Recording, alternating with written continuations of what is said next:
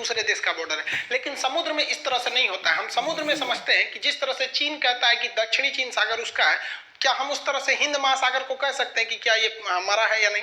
इसके पूरे नियम कानून को समझते हैं, क्योंकि इस खुले समुद्र पे बड़ी ज्यादा विवाद हो रहा था। तो इस विवाद को सुलझाने के लिए 1974 में पहल किया गया था कि ये आखिर बाउंड्री कैसे खींचा जाएगा इसमें, क्योंकि अलग अलग समुद्र महासागर अलग अलग थे।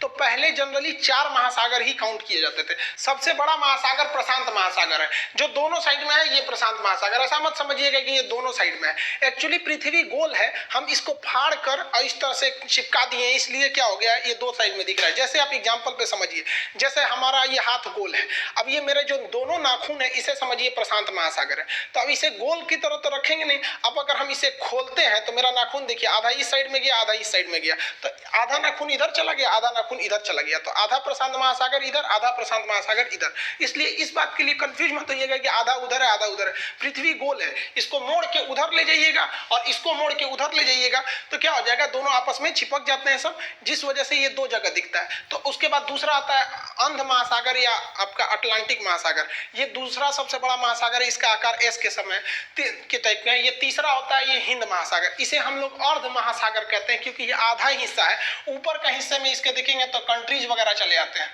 तीसरा महासागर आर्कटिक महासागर, इसे छिपा हुआ महासागर कहते थे, क्योंकि ये ऊपर वाले भाग में था, छिपा हुआ रहता था। इसमें सबसे ठंडा रहता था, साइबेरिया वगैरह भाग में ऊपर में पूरा बर्फ जमा रहता था। लेकिन अभी के वक्त में भूगोलवेताओं ने इस चीज को निर्णय लिया है कि जो प्रशांत महासागर का ये निचला भाग है, ये वाला हिस्सा, ये प्रशांत महासागर का निचला भाग, और अटलांटिक महासागर का निचला भाग, और हिंद महासागर का ये जो निचला भाग है, इसमें जब ये लोगों ने देखा तो यहाँ पे जो मछलियां थी या जो जलवायु थी वो इन सबसे अलग हो गई थी। रीजन क्या था, वो ये जो अंटार्कटिक आइलैंड है, सॉरी कॉन्टिनेंट है, पूरी तरह से बर्फ से ढका है। तो इस पे इतना ठंड का प्रभाव था कि यहाँ की मछली, यहाँ की जलवायु, यहाँ के अंदर जो वनस्पति थी समुद्र के अंदर की, वो इनसे बिल्कुल अलग थी। तो वो लोग एक निर्णय पे पहुंचे कि अब हम लोग इसे साइड ही करके, एकदम काट के ही इसे दक्षिणी महासागर या अंटार्कटिक महासागर नाम दे दिया जाए। तो पहले महासागरों की संख्या जो थी वो 4 थी, अभी महासागरों की संख्या जो है वो 5 है। हालांकि पहले जब हम ज्योग्राफी पढ़ाते थे तो ये हम लड़कों को स्ट्रिक्टली रोकते थे कि इसे आप महासागर मत कहिएगा, क्योंकि इसे इंटरनेशनल मान्यता नहीं मिली है। लेकिन अब उन्हें ये कहना पड़ेगा क्योंकि इसे इंटरनेशनल मान्यता मिल गई है। लेकिन भारत में कई ऐसे एग्जाम में इसे मान्यता मिलने से पहले ही क्वेश्चन पूछा जा चुका था। जैसे रेलवे में क्वेश्चन पूछा था 2016 वाली जो वैकेंसी थी उसमें, कि वह कौन सा ऐसा महासागर है जो 3 अन्य महासागरों को टच करता है। तो एक ही पॉसिबल हो सकता है, ये कौन सा, दक्षिणी महासागर या आर्कटिक अंटार्कटिक महासागर, क्योंकि 1 2 3 को टच किया, ये तीनों को तो टच नहीं करता यहाँ पर। तो इसी के बारे में वो क्या किया था, क्योंकि देखिए ये हिंद महासागर को नहीं टच कर सकता है। आप यहाँ देखिए ध्यान से, उसको टच कर देगा इसको, लेकिन हिंद महासागर को वो नहीं टच कर सकता है। तो आप याद रखेंगे अब महासागरों की संख्या कितनी हो गई है, 5 हो गई है। अब इन महासागरों को अलग अलग बाउंड्रीज कैसे बनाई जाएगा, कौन से देश की बाउंड्री कहाँ होगी, इसके लिए एक लंबा गहन चला था, मतलब बैठक हुई थी, और इसको फाइनली 1982 में एक कंक्लूजन पे आया गया, जिसे 1994 में लागू किया गया। इसे कहा जाता है United Nation convention of the law of sea, या इसे शॉर्टकट में लॉ ऑफ सी कहा जाता है। इस नियम के हिसाब से कि जो समुद्र है उसे हम लोगों ने टोटल 5 कैटेगरी में बांट दिया है।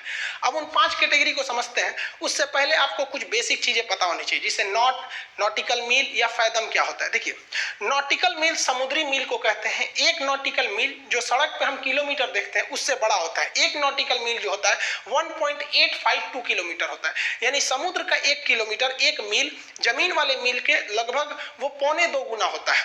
तो 1.852 किलोमीटर हो गया। अब समुद्र की गहराई को फैदम में नापते हैं। 1 फैदम बराबर 6 फीट होता है, गहराई होता है 1 फैदम बराबर 6 फीट होता है। अब वहां हवाएं जो चलती हैं उसको भी हम लोग किलोमीटर पर सेकंड, किलोमीटर प्रति घंटा में ना नाप के हम नॉटिकल मील प्रति घंटा में नापते हैं। तो नॉटिकल मील प्रति घंटा में जब नापेंगे तो आप इसे किलोमीटर में बदलेंगे और उसको मीटर पर सेकंड में बदलेंगे, तो उसे हम हवाओं के वेग को नॉट कहते हैं। समुद्री हवाएं या हवाई जहाज में जो हवाएं बाहर से आती है उसे नॉट कहते हैं।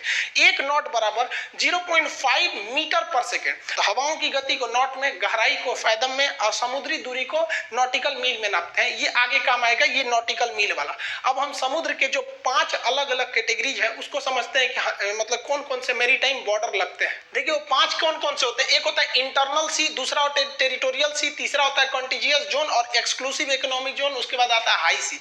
ये 5 होते हैं। 4 इधर लिखा हुआ है, एक यहाँ है। देखिए समुद्र जो होता है किसी भी देश का, जो तट होता है, जो कोस्ट लाइन होता है, वो टेढ़ा मेढ़ा होता है। तो वहां से जब डिस्टेंस नापिएगा ना तो गड़बड़ हो जाता है। इसलिए एक इमेजिनरी लाइन ड्रॉ कर दी जाती है, काल्पनिक लाइन नक्शे पर ड्रॉ किया जाता है, जिसे हम लोग कहते हैं बेस लाइन, आधार रेखा। जिसमें हम यहाँ रेड कलर से खींचे हैं, ये आधार रेखा है। याद रखिएगा इस आधार रेखा का काम केवल ये है कि जो टेढ़ा मेढ़ा तट है उसे एक सीधी रेखा प्रदान करे। सीधी रेखा का मतलब ये नहीं कि इस तरह से सीधी रेखा, वो एक कंटिन्यूअस लाइन प्रदान कर सके, वो जिग जैग ना हो सके, इसलिए इसे हम कहते हैं बेस लाइन। और बेस लाइन के पीछे जो पानी होता है, जैसे ये सब जो पानी है, इसी को कहते हैं इंटरनल सी, बेस लाइन के पीछे वाला। अब समुद्र में कोई भी डिस्टेंस आपको नापना होगा ना तो आप बेस लाइन से ही नापेंगे, ना कि समुद्र के तट से नापेंगे। याद रखिएगा ये क्वेश्चन पूछता हुआ।